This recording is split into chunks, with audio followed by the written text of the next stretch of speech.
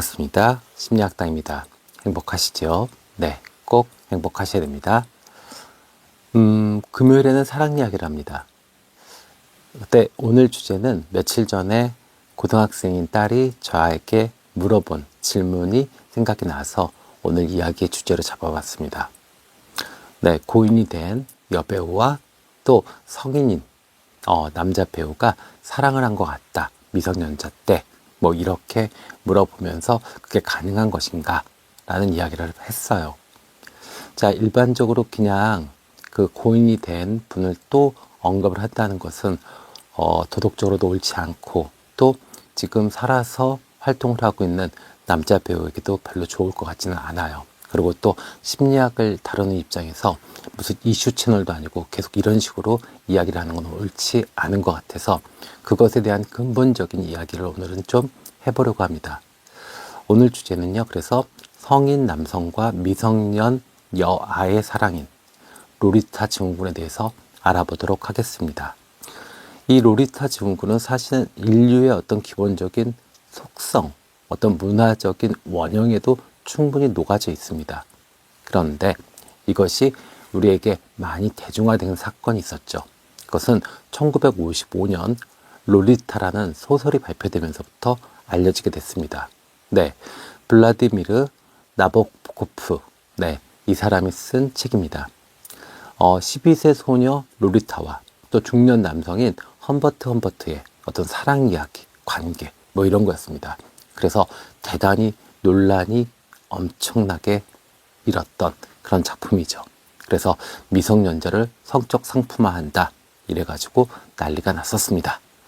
자, 하지만 어쨌든 간에 그 이후에 로리타 증후군, 로리타 컴플렉스라는 말들은 이제 대중화되기 시작했습니다. 역사적으로 아까도 말씀드렸지만 우리 인류에는 이 미성년 여아에 대한 어떤 성적 판타지가 있습니다. 여러분들이 다 읽어보셨던 그리스 로마 신화, 제우스, 그 다음에 포세이돈, 하데스, 권력을 갖고 있는 그 늙은 신들이 주로 하는 일들이 뭐였죠? 네, 맞습니다. 이제 갓 처녀가 되려고 하거나 아니면 아주 어린 소녀들을 계속 겁탈하는 일이 대부분이었습니다. 네, 그것은 어쩌면 어린 여성에 대한, 순결한 여성에 대한 성적 판타지가 있지 않았나 싶습니다. 또 중세 유럽이나 일부 아시아 또는 아프리카, 지금 아프리카에서는 여전히 이 어린 아이가 일찍 시집을 가서 아이가 아이를 낳는 경우들이 있죠. 네, 그래서 이 미성년 여아의 어떤 결혼이 빈번한 경우들이 있었습니다. 특히나 이 중세 유럽이나 일부 아시아에서는 특히나 왕족이나 귀족들이 어린 신부를 받아들이는 경우들이 많았죠. 우리도 조선시대에 대부분 어린 신부들을 받아들였습니다. 맞죠? 네. 자, 그러면 아까 이야기했듯이 문화적 원형인 그리스 신화에서 그렇게 이 어떤 로리타 증후군의 어떤 면이 보였다. 그러면 이것이 현대사회에서는 어떻게 발전했을까요? 일단은요, 이 일본의 로리콘 문화가 문제입니다. 네, 어린 소녀를 상품화하기 시작했습니다. 그래서 대표적으로 뭐예요? 교복을 입고 가슴이 큰 아이들이 막 뛰다닙니다. 그리고 리본을 묶고 막 끌고 다닙니다. 그죠? 그 특유의 어떤 애니메이션 또 어떤 그런 이미지가 있어요. 어린 소녀가 상품화, 성적 상품화가 되는 모습들이요. 맞죠? 이것이 한국에 와서는 어떻게 되죠? 아이돌 문화로 더 꽃을 핍니다. 그러니까 지금 TV만 틀면 어떻게 돼요? 어린 아가씨들, 어린 꼬마 아가씨들이 거의 다 벗고 춤을 춥니다. 이거 사실 로리타 증후군에서 벗어날 수 없는 문제입니다. 맞죠? 네. 자, 이 영화에서도 이 로리타 증후군은 많이 다뤘습니다.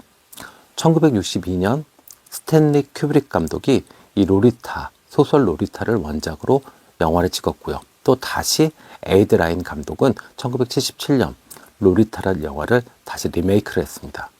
네. 자, 우리가 정말 많이 알고 있는 영화죠. 1944년 르베송 감독의 영화 뭐가 있죠? 네, 맞습니다. 레옹이요. 네, 너무너무 잘된 작품이고 멋있고 네, 지금도 아주 명작이라고 알려져 있습니다. 하지만 그 저변에 깔려있는 문화적 기반은 뭐죠? 로리타 증후군입니다. 맞아요. 네, 12살 마틸다와 중년의 남성 킬러 레옹의 사랑 이야기입니다. 이거 어떻게 해요? 네. 자, 이 재밌는 건 사실은 1994년작 레옹을 거의 리메이크 했다고 볼 수 있는 한국 영화가 있죠. 한국 영화 아저씨입니다. 자, 그러면 이 두 여배우의 길이 달랐어요. 이게 안타까운 면입니다. 사실은 나탈리 포트만은 그 이후에 레옹이 전 세계적으로 흥행을 한 이후에 어떤 대단히 많은 유혹을 받았답니다. 그러니까 긍정적인 유혹도 있죠. 예, 더 좋은 작품에 캐스팅이 되고 또 정말 좋은 배우로 성장할 수 있도록 뭐 매니지먼트, 기획이라든지 이런 데서도 연락이 올 수도 있고요. 근데 반대로 어둠의 유혹도 많이 왔답니다. 왜요? 그 영화 속의 로리타의 모습, 그죠? 그것을 본 남성들이 정말 속칭 환장을 하고 거액을 주고 어떤 성적 놀이개로 삼으려고 했답니다. 근데 그것 때문에 어떻게 됐죠? 나탈리 포트만은 잠정적으로 은퇴하고 학생으로 돌아가서 학업에 매진합니다. 그래서 결국 하버드대 심리학과를 졸업하고 다시 우리 곁으로 성인 배우로 돌아옵니다. 그리고 지금 아주 훌륭한 배우가 돼서 많은 작품에서 왕성히 활동을 하고 있죠. 만약에 이 고인이 되신 그분도 그렇게 행동을 했다면 이 나탈리 포트만처럼 잠정적으로 은퇴하고 학업에 더 집중하고 열심히 공부해서 다시 성인 배우로 돌아왔다면 우리는 정말 재능이 있고 아름다운 배우를 잃지 않았을 겁니다. 이거는 아마 부모들이 조금 가이드를 해주지 못한 것이 안타까운 면입니다. 네.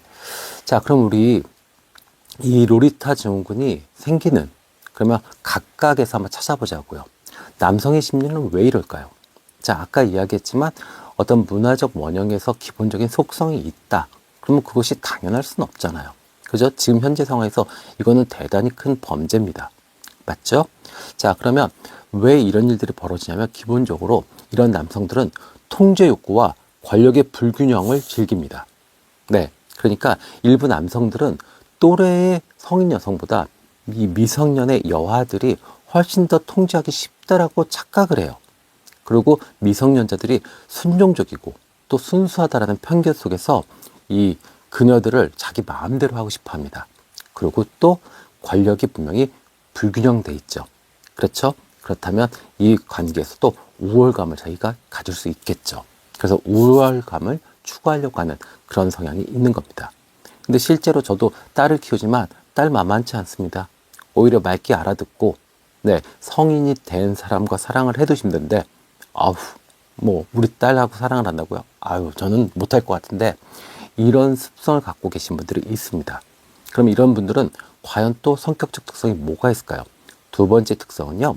네, 미성숙한 애착 관계를 형성한 경우가 많고요. 성장기에 결핍을 경험한 경우가 많습니다. 자, 유년기에 건강한 애착을 경험해 보지 못했어요. 불안정한 애착, 뭐 이런 거죠. 그러다 보니까 어떻게 돼요? 성숙한 관계를 회피합니다. 대화하고 싸우고 소통하고 타협하고 뭐 이런 거 싫어해요. 그러다 보니까 덜 위협적인 대상을 선호합니다. 아무래도 어린 소녀, 그죠? 위협적이지 않잖아요. 그죠? 그러다 보니까 어린 여성을 통해서 안정감을 얻으려고 합니다. 그러니까 이런 남자들은 뭐 좀 배운 여자, 또 당당한 여자, 되게 싫어하고 혐오하고 그리고 대단히 정말 공격적인 행동을 합니다. 근데 반대로 어리고 미성숙하고 또 연약해 보인다고 하면 한없이 또 자기가 보호해 주려고 그래요. 왜 그러냐면 이 자기가 이 동등한 관계, 건강한 관계를 형성할 자신이 없기 때문에 그런 겁니다. 네. 자, 또 세 번째는요. 신비화된 순수성, 그 다음에 성적 환타지, 여기에 푹 빠져 계신 남자분들이 계시죠. 그러다 보니까 일부 문화에서 이 순결한 여성에 대한 이상화가 있습니다. 그러니까 처녀성이죠. 이거 되게 중시하는 분들 계세요. 그러다 보니까 이 미성년의 여아에게 성적 판타지를 투영하고 또 이런 분들은 어떤 뭐 포르노라든지 아니면 문화, 뭐 그죠? 예술 작품 뭐 이런 것들도 참 이런 걸 좋아하세요. 이 어리고 로리콘 문화, 그죠? 어리고 그다음에 순수한데 섹슈얼한 이런 이중성을 갖고 있는 그런 캐릭터들을 너무너무 좋아하죠. 네. 그래서 뭐 피규어 같은 거 모으시는 분들도 계시고 뭐 이렇죠. 근데 그것이 실제로 이렇게 이 로리타 증후군을 소아 성애로 발전시키지 않고 이렇게 그냥 분출시킨다. 그럼 그건 나쁜 건 아닙니다. 네. 자, 마지막으로 미디어 영향도 있죠. 그래서 영화나 광고, 애니메이션, 게임 이런 데서 어린 소녀를 너무 상품화시킵니다. 그래서 이 성적 대상으로 소비시켜버리죠. 그러니까 어떻게 돼요? 무의식적으로 그것에 영향을 받을 수밖에 없습니다. 그런 성향이 조금 있어요, 인간들이. 예, 남성들이 있습니다. 근데 그것을 좀 멀리 해야 되는데 뭘 해도 그게 다 보여요. TV만 틀면 아이돌이 나와서 어린 아가씨들이 다 벗고 춤추고 있고, 게임을 틀면 교복 입은 아이가 막 가슴은 이만해가지고 막 뛰어다니고 가슴을 덜렁거리면서 뛰어다니고 이러면 제정신이 아닌 사람들은요 홀딱 넘어가게 됩니다. 그리고 거기에 매몰될 수 있는 거죠. 네, 그래서 남자분들 조심하셔야 돼요. 아무 문화나 다 받아들이시면 안 됩니다. 네, 그래서 조금 그런 것들 멀리 하시는 게 좋습니다. 자, 그러면 반대로 이 로리타 증후군의 역할을 하는, 실제로 상담을 해보면 이런 비슷한 경우들이 좀 있어요. 그러면 강제로 성을 착취하는 뭐 소아 성애나 아니면 뭐 강간이나 이게 아니라 여자 아이들도 일부 좀 적극적이거나 아니면 약간은 수동적이지만 긍정적인 태도를 보이는 경우들이 있습니다. 오늘 이제 그것에 대해서 이야기를 할 건데요. 그럼 이 여아들은 과연 어떤 심리를 갖고 있을까요? 첫 번째는요, 애정 욕구와 인정 욕구가 강한 경우입니다. 그러니까 부모나 주변 사람들한테 편안하고 안정된 관심과 사랑을 못 받아요. 그러니까 어떻게 돼요? 성인이 자기를 특별하게 대한다. 이러면 거기서 만족감을 얻을 수밖에 없어요. 거기서 뭔가 자신의 어떤 가치를 얻으려고 합니다. 그러니까 이 무의식적으로 칭찬과 애정을 갈구하는데 그것을 반응을 해줘요. 그러니까 어떻게 되죠? 자신도 모르게 그 상대에게 귀여운 존재로 남으려고 성인의 관심을 받기 위한 행동들을 과장되게 하는 그런 행동 패턴이 나타나게 됩니다. 그러니까 자신도 모르게 애교짓하고, 그 다음에 자신도 모르게 성인 남성, 아버지 뻘 되는 사람에게 꼬리치고 있고, 이렇게 돼요. 네, 그래서 인정 욕구와 애정 욕구가 강한 아이들은 부모님들이 좀 충분히 관심을 가져주시고 충분히 사랑해 주시는 게 좋습니다. 아셨죠? 네. 자, 그 다음에 조숙한 역할 수행이 문제가 되는 경우도 있어요. 네, 이것을 부모화 현상이라고 합니다. 어린 나이에 부모의 기대에 부응하는 행동들, 성숙한 행동들, 실제로 아역 배우라든지 아이돌이라든지 이렇게 어린 나이에 부모와 좀 떨어져서 사회생활을 하게 되고 거기다가 큰 돈을 벌게 되고 명성을 얻게 되고 이렇게 된다 그러면 분명히 이 아이들은 부모의 역할을 일부 맞춰서, 부모의 기대에 맞춰서 하게 되는 겁니다. 그러면 이 아이들의 진짜 남아있는 자아, 이 어린아이, 그죠? 이 어린아이가 누구한텐가는 인정받고 싶어 해요. 그래서 이 과정에서 이중적 태도를 보이게 되죠. 조숙한 태도도 보이지만 또 자신의 어떤 이 어린아이의 모습을 발견해주고 그것을 사랑해주는 사람에게는 완전히 아이의 이미지로 그 사람에게 어필하려고 합니다. 그러니까 여기서부터 이제 아이의 자아의 어떤 분열이 일어나고 자아의 충돌이 일어나게 돼요.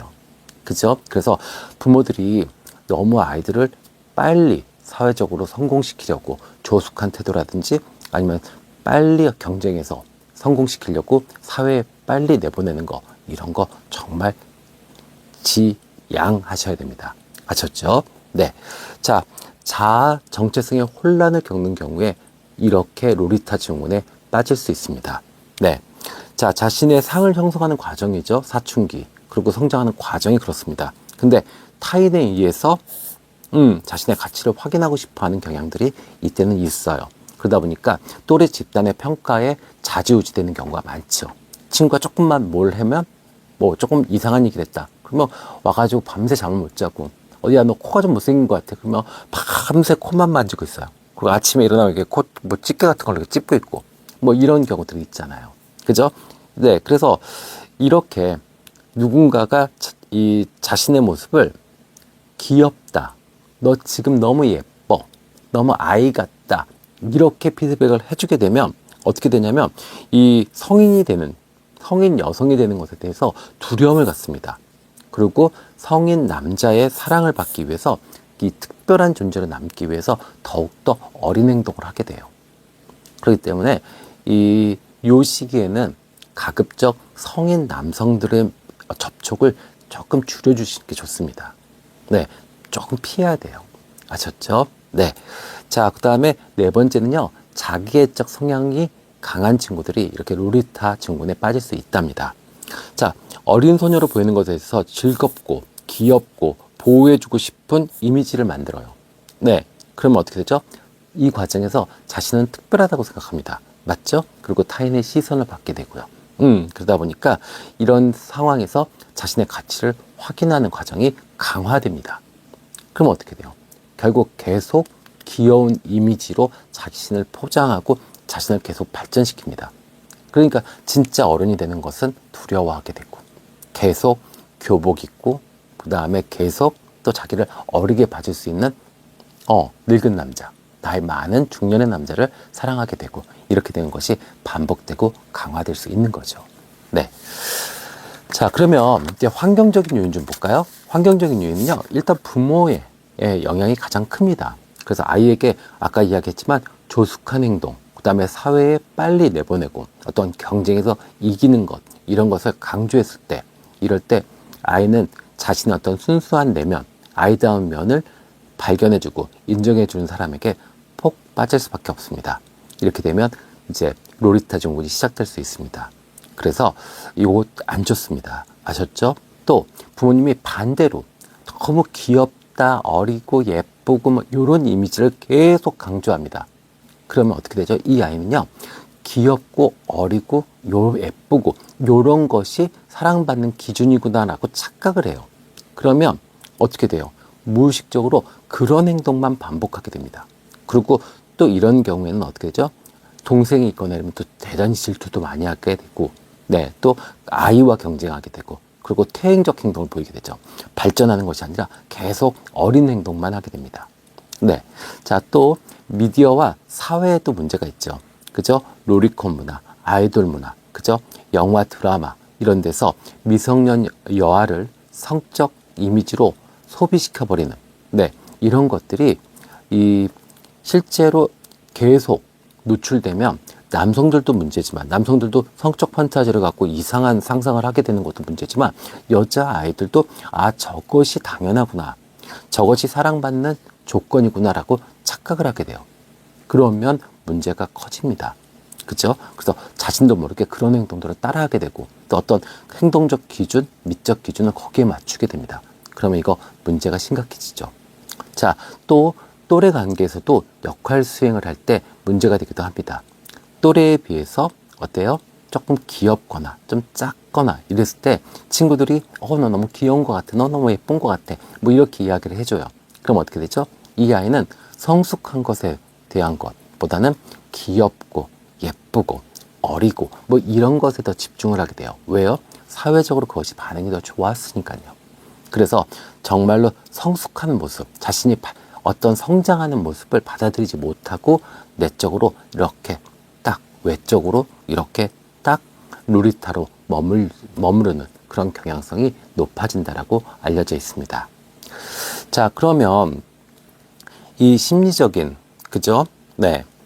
불안감, 또 인정 욕구, 이런 것들이 결국에는 이렇게 로리타를 만들게 되는데, 그러면 이것을 이제 해결할 수 있는 방법은 무엇이 있을까요? 첫 번째는요, 자기 존중감을 형성하는 겁니다. 그래서 외부의 인정보다는 있는 그대로의 자신을 받아들이는, 그죠? 그런 것들이 중요해요. 그리고 어떤 애정을 받는 그런 특별한 행동들 있잖아요. 귀염짓하고 애교 부리고 이런 거 없이도 사랑받을 수 있다는 것을 경험시켜줘야 돼요. 그러니까 아이가 뚱 해도 좀 머리 한번 쓰다듬어 주시고, 그죠? 그 다음에 오히려 대들어도 좀 받아주시고 이러셔야 돼요. 부모님들이 네 하는 것대로 내가 할 거야 이러면은 그 애교짓 뭐 이런 것, 꼬리치는 것, 이런 것만이 사랑받는 행동이라고 잘못 인식되게 됩니다. 그리고 건강한 롤 모델, 그것들을 제시해 주는 게 좋아요. 접촉하는 게 중요합니다. 그래서 귀엽고 어리고 뭐 사랑스럽고 이런 여성만이 누군가의 관심과 보호를 받을 수 있는 것이 아니라 정말로 당당하고 혼자서도 멋지게 여행 다니고 혼자서도 멋지게 무엇인가 할 수 있는 여성상. 그것이 뭐 주변에 언니가 있으면 또 뭐 주변에 이모가 있다. 그러면 일부러라도 자꾸 붙여줘야 됩니다. 그래서 아이가 자신에게 맞는 성인상, 자아상을 만들어갈 수 있도록 도와주셔야 돼요. 네. 자, 그 다음에 부모가 중요한 역할을 합니다. 그래서 부모의 역할은 뭐냐면요. 아이가 성숙해지는 것, 성장하는 것을 계속 지지해 주셔야 돼요. 네. 분명히 그러실 거예요. 아기 땐 다 예쁘죠. 그죠? 네. 그래서 자꾸, 옛날에 예뻤는데 지금 너무 뚱뚱하고 얼굴에 여드름 생기고 별로다. 이러면 아이는 본의 아니게 그 어린 시절로 회귀되려고 합니다. 퇴행하려고 그래요. 그러면 안 좋습니다. 오히려, 야, 지금 이렇게 가는 과정이 넌 너무 예쁜 것 같아. 이제 좀 있으면 예쁜 어른 되고 건강한 어른 되고 당당한 여성이 되겠지? 야, 엄마 아빠는 기대된다. 이렇게 이야기해 주셔야지 아이가 자신을 긍정적으로 받아들이지, 안 그러면 자꾸 퇴행하게 됩니다. 어린 짓하고 애교 짓하고 막 자꾸 이렇게 성인 남자한테 보호받으려고 그러고 이렇습니다. 그러면 안 되잖아요. 아셨죠? 네. 자, 만약에 주변에 이렇게 자신을 지나치게 어린 소녀의 이미지로 가두려고 하거나 아니면 성인 남성의 어떤 보호나 사랑, 관심을 강력하게 그리고 지속적으로 얻으려고 한다라고 하시면 사실 이런 친구들은 상담이 필요합니다. 그래서 만약에 이런 친구가 있다면 주변에 좋은 상담사를 통해서 상담을 받아보시는 것을 추천드립니다. 자, 정리 좀 할게요. 자, 남성들은 로리타 증후군에 왜 빠지냐? 일단 자기 자신이 미성숙한 자기를 갖고 있습니다. 여기에 또 상대를 통제하려고 하는, 수평적 관계보다는 자신이 미성숙하지만 그래도 상대를 통제하고 싶은 하는 욕구가 있어요. 그러다 보니까 어떻게 되죠?